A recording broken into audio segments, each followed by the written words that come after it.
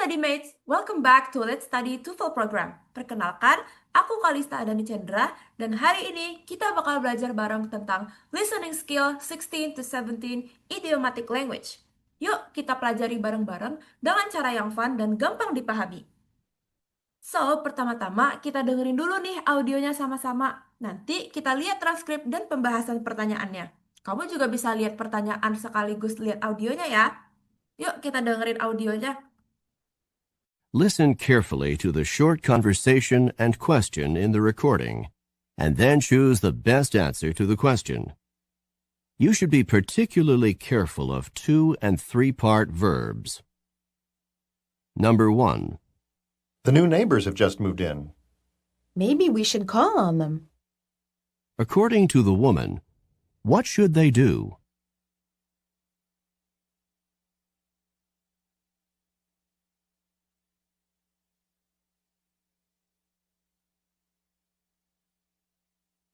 Number 2. You know, I'm really enjoying this class now. I am too. At first it was kind of boring, but now it's turning into something fascinating. What does the man mean?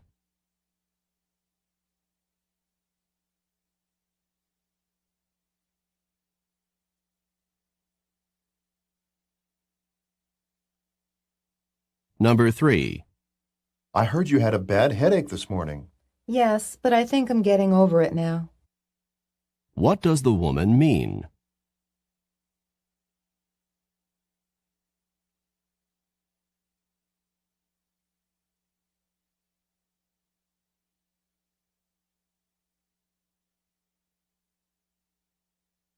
Number 4. I just sold the last copy of that book this morning. You'll have to try again next week. Just my luck. What does the woman mean?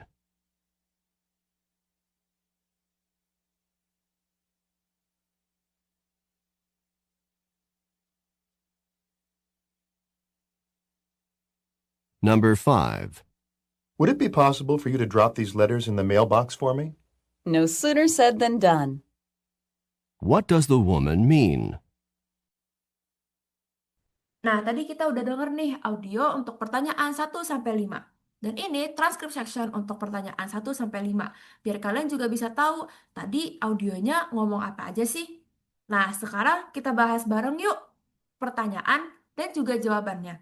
Kira-kira kenapa sih jawaban itu yang paling tepat? Let's break it down step by step. Nanti aku kasih tips dan contoh biar makin jelas, oke? Nah, untuk pertanyaan nomor 1, kita lihat lagi yuk percakapannya. The man said, the new neighbors have just moved in. The woman replied, maybe we should call on them. According to the woman, what should they do? Nah, kita bahas yuk jawabannya. Untuk jawaban nomor 1, itu D, visit their neighbors. Frasa call on someone adalah idiom yang berarti mengunjungi seseorang. Nah, di konteks percakapan tadi, pria itu kan bilang, tetangga kita baru aja pindah. Dia menyebutkan fakta tentang kedatangan tetangga mereka. Lalu wanita itu bilang, maybe we should call on them. Dia itu menyarankan tindakan sebagai respon terhadap kedatangan tetangga mereka itu. Mengingat tetangga baru mereka baru pindah, the most appropriate action suggested by call on them is to visit them, to welcome them, or to introduce themselves. Kita bahas juga nih opsi pilihan jawabannya. Yang A, phone their neighbors. Menelpon tetangga mereka. Meskipun call bisa juga berarti menelepon, tapi idiom lengkap call on someone secara khusus itu merujuk pada kunjungan fisik, bukan panggilan telepon. Jadi pilihan A itu salah. Yang pilihan B, call to their neighbors over the fence. Memanggil tetangga mereka lewat pagar. Sepertinya tidak etis ya kalau kita meneriaki tetangga kita yang baru saja pindah. Jadi pilihan jawaban B salah. Yang C, help the neighbors move in. Walaupun ini juga termasuk gesture yang baik untuk menyambut tetangga kita, tapi call on someone itu nggak berarti kita menawarkan bantuan ke mereka. Jadi pilihan jawaban ini salah.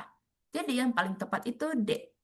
Kita lanjut ke nomor 2. What does the man mean? Kita lihat lagi yuk percakapannya.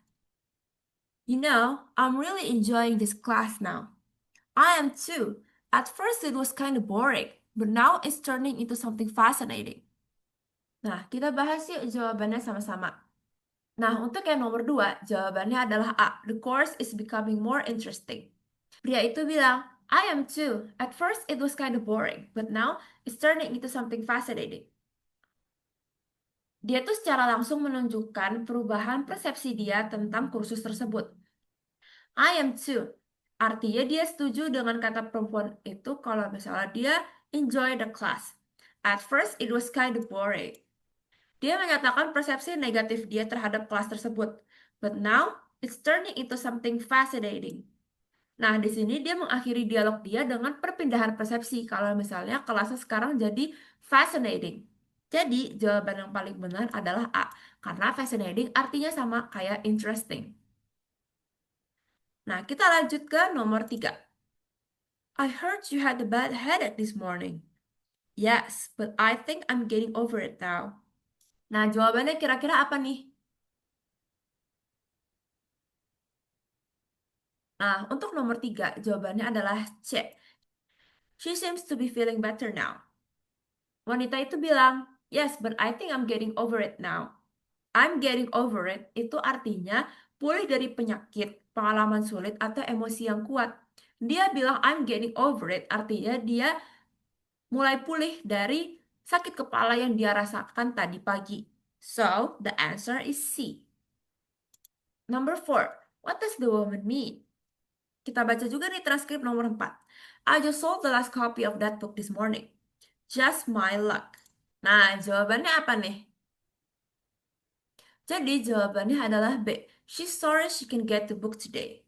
Di audionya, wanita itu bilang, just my luck. Idiom just my luck digunakan untuk mengekspresikan kekecewaan, disappointment, or frustration, frustasi, ketika sesuatu yang tidak beruntung terjadi. Di skenario ini, wanita tersebut kemungkinan ingin membeli buku tersebut.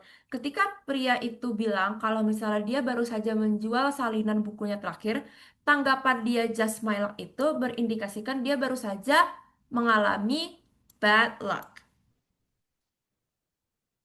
Oleh karena itu, jawaban yang paling tepat adalah B. Next question. What does the woman mean? In the transcript audio, we can see the man said, "Would it be possible for you to drop these letters in the mailbox for me?"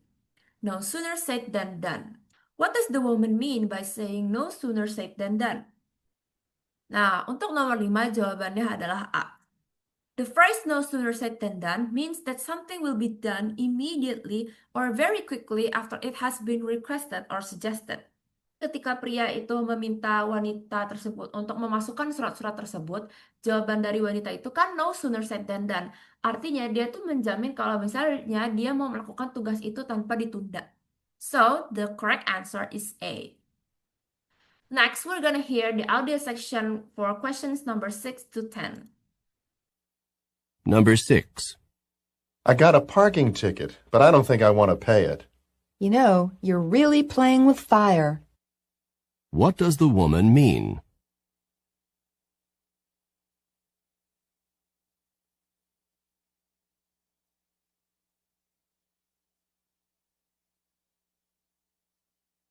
Number 7. The noise from those machines is really bothering me. Yeah, I wish we could just ask them to cut it out. What does the woman mean?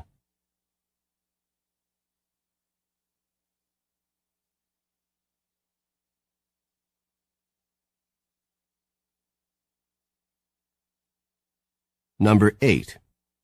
Did Fred tell you his theory about who took the money? Yes, and I really think he's barking up the wrong tree. What does the woman mean?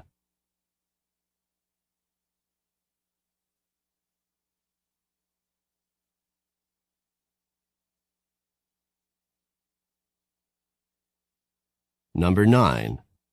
This course is too hard for me. I think I'll just drop it. Even though it's hard, you should keep at it as long as you can. What does the woman tell the man?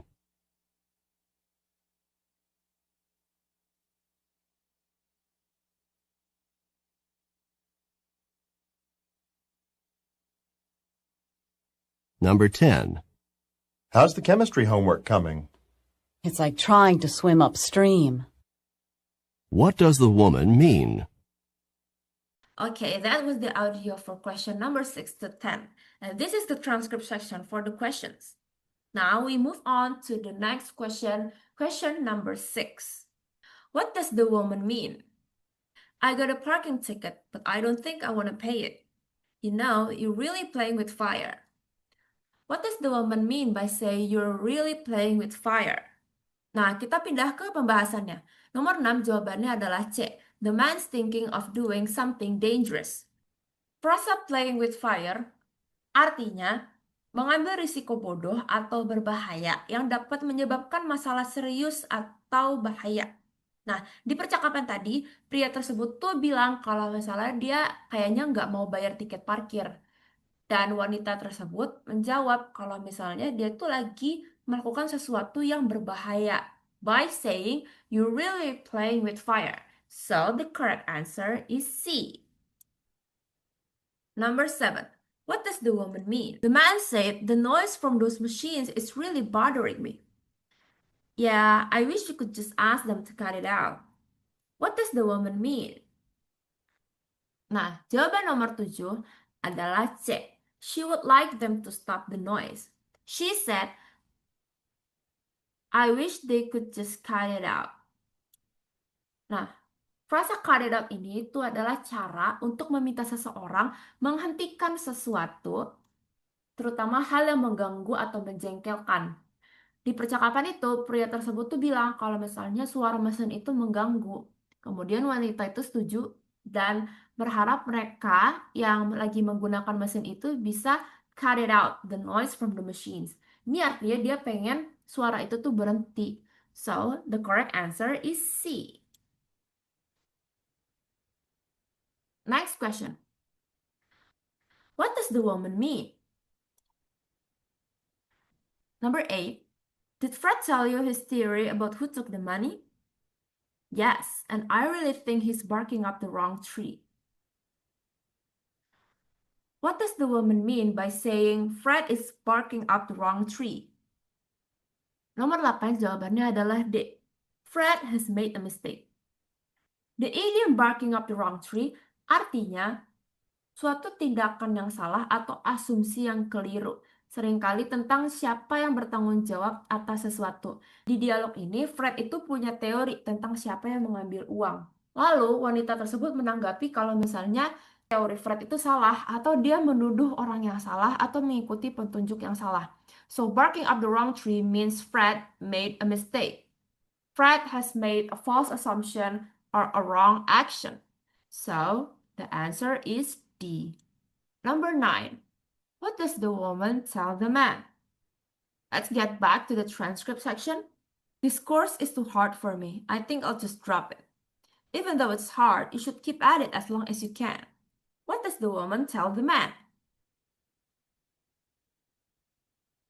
Nah, nomor 9 jawabannya adalah C. He should not give up. The woman said, "You should keep at it." Nah, frasa keep at it artinya terus berusaha keras pada sesuatu, terutama sesuatu yang sulit tanpa menyerah, without giving up. Wanita itu kasih nasihat, kamu harus berusaha terus sampai kamu bisa. She is encouraging him to persist despite the difficulty. So the correct answer is C. Last question, number 10. What does the woman mean? In the audio, the man said, "How's the chemistry homework coming?" It's like trying to swim upstream. What does the woman mean by saying it's like trying to swim upstream? Nah, jawaban nomor 10 adalah B. The chemistry homework is real difficult. She said it's like trying to swim upstream. Swim upstream di sini maksudnya metafora yang menggambarkan aktivitas atau situasi yang sangat sulit, menantang, atau membutuhkan usaha besar karena seseorang bekerja melawan kekuatan atau arus yang kuat. The man asked, "How's the chemistry homework coming?" Nah, the woman answered with, "It's like trying to swim upstream." Di sini dia berusaha menggunakan gambaran untuk menyampaikan kesulitan dia dalam mengerjakan PR kimia tersebut. Karena swim upstream atau berenang melawan arus itu jauh lebih sulit daripada berenang searah. So that means The chemistry homework is really difficult. The correct answer is B. That concludes all of our practice today. So the key main takeaways for listening part A. So the first one is focus on the second speaker's response. Pertanyaannya itu hampir selalu menanyakan apa yang dimaksud disiratkan atau akan dilakukan selanjutnya oleh pembicara kedua. Pembicara pertama menetapkan konteks, kemudian jawaban bergantung pada kata-kata pembicara kedua. So don't miss on the second speaker response. The second one is infer implied meaning and attitude. Menafsirkan makna tersirat dan sikap. Jawaban yang benar itu jarang merupakan pengulangan langsung dari apa yang dikatakan. Jadi kamu harus paham makna tersirat atau sikap pembicara atau langkah logis berikutnya berdasarkan jawaban mereka. The third one is master idioms and phrasal verbs. Ini sangat penting karena bagian A sangat bergantung pada idiom dan frasa kata kerja bahasa Inggris. Jadi semisal kamu nggak paham arti non-harfiahnya, kemungkinan besar kamu akan terjebak. Contohnya kayak tadi, barking up the wrong tree, playing with fire, swim upstream, dan lainnya lagi. The fourth one, beware of sound-alike words and direct word traps. Waspadai kata-kata yang mirip bunyinya dan perangkap kata yang menjebak. 5. Practice process of elimination. Coba eliminasi pilihan jawaban yang salah. Kalaupun kamu ragu, coba eliminasi jawaban yang jelas salah. Misalnya, interpretasi harfiah dari idiom atau jawaban yang bertentangan dengan percakapan. And the last one, anticipate the answer. Sebelum kamu ngeliat opsi, coba bentuk gambaran di kepala kamu tentang apa yang dimaksud oleh pernyataan pembicara kedua. Nah, ini bisa ngebantu kamu untuk menghindari jawaban yang menyesatkan. By focusing on these points, you can significantly improve your performance in TOEFL ITP. Nah, terima kasih banyak kepada donatur Let's Study yang sudah membiayai dalam produksi materi ini. StudyMates bisa mereview kembali bahan pembelajaran textbook catatan dan latihan soal pada link di description box. Let's Study juga menyediakan playlist YouTube khusus bahan pembelajaran loh. Jangan lupa dicek ya StudyMates. Let's Study hadir untuk membantu, tapi kami tidak bisa melakukannya sendiri. Kami juga butuh dukungan kamu untuk terus berinovasi dan memberikan konten terbaik. Nah, bagaimana cara kamu bisa berkontribusi? Yang pertama, kamu bisa berkontribusi dengan dukungan finansial. Sama seperti kamu yang butuh kopi untuk belajar, kami juga butuh dukungan agar Let's Study terus hidup dan berkembang. Donasi seikhlasnya dari kamu, sekecil apapun, akan sangat berarti. Kamu bisa berdonasi dengan mudah melalui link donasi yang tersedia. Kemudian, donasi bukan satu-satunya cara loh. Kamu juga bisa kasih dukungan luar biasa tanpa mengeluarkan uang sepeser pun. Caranya mudah. Kamu bisa ceritakan pengalaman kamu menggunakan Let's Study di media sosial, kemudian kamu bisa bongkar rahasia belajar asik kamu dengan mengajak teman-teman kamu untuk bergabung di Let's Study. Bagikan informasi tentang Let's Study ke semua platform media sosial yang kamu punya. Satu klik dari kamu bisa membuka pintu ilmu bagi banyak orang. Bersama-sama, kita bisa membuat Let's Study menjadi platform belajar nomor 1 di Indonesia. Ayo follow akun sosial media Let's Study pada Instagram, Twitter, dan TikTok agar selalu mendapatkan update konten bermanfaat lainnya. Terima kasih, sampai jumpa di video berikutnya. Semangat!